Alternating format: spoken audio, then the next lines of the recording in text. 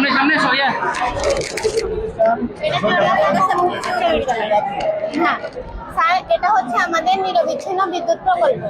এর মাধ্যমে আমরা নিরবিচ্ছিন্নভাবে বিদ্যুৎ উৎপাদন করতে পারি। এটা হচ্ছে আমাদের সোলার প্যানেল। এটা আমরা সূর্যের আলো ব্যবহার করে বিদ্যুৎ উৎপাদন করতে পারবো।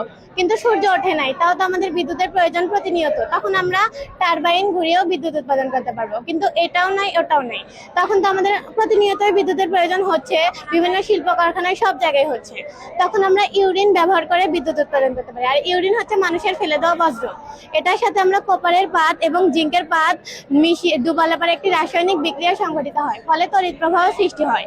এর ফলে আমরা বিদ্যুৎটা পাই। আর এই বিদ্যুৎটা ব্যবহার করে, যেমন স্যার দেখেন নমুনা, আমরা লাইট জ্বালাতে পারবো, এই যে ফ্যান ঘোরাতে পারবো, মানে সবকিছু করতে পারবো। এটা ব্যবহার করে আমরা ফসলের জমিতে সেচ দিতে পারবো, যাতে ফসল উৎপাদন বৃদ্ধি হয়।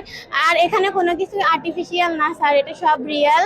এখানে আমরা কোনো কিছু আর্টিফিশিয়াল ভাবে তৈরি করিনি, আমাদের নিজস্ব পরিকল্পনা, আমাদের স্যারদের সহযোগিতায় এখানে খুব কম পরিমাণ ব্যয় করা হয়েছে। এটা খুব সাশ্রয়ী প্রকল্প। এটা আমাদের দেশের জন্য ভবিষ্যতে খুব কার্যকর হবে আমরা আশা করি স্যার।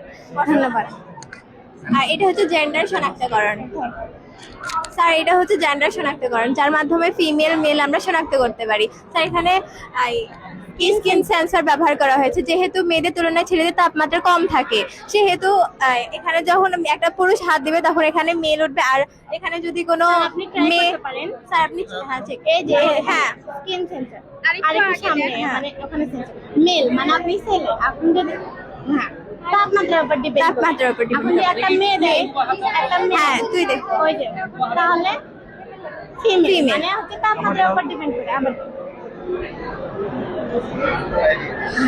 হ্যাঁ এটা হচ্ছে সেফ হাউস। এখানে হচ্ছে আমরা নিরাপত্তার জন্য ব্যবহার করতে পারি। এর মাধ্যমে আমাদের বাড়ির আশেপাশে যেহেতু কোনো চোর টোর আসলে চারপাশে সিগন্যাল দেওয়া আছে, আপনি হাত দিতে পারেন, সাইলেন্সার বেজে উঠবে।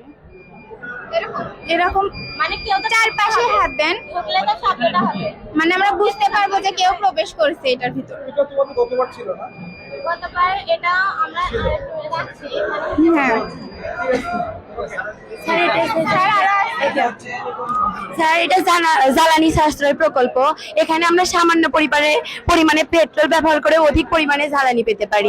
এখানে যদি আমরা পেট্রোলের ভিতরে সামান্য পরিমাণ বায়ু প্রবাহ অক্সিজেনের ভিতরে দিয়ে বায়ু প্রবাহ দিতে পারি, তাহলে অনেক পরিমাণে জ্বালানি আরেকটা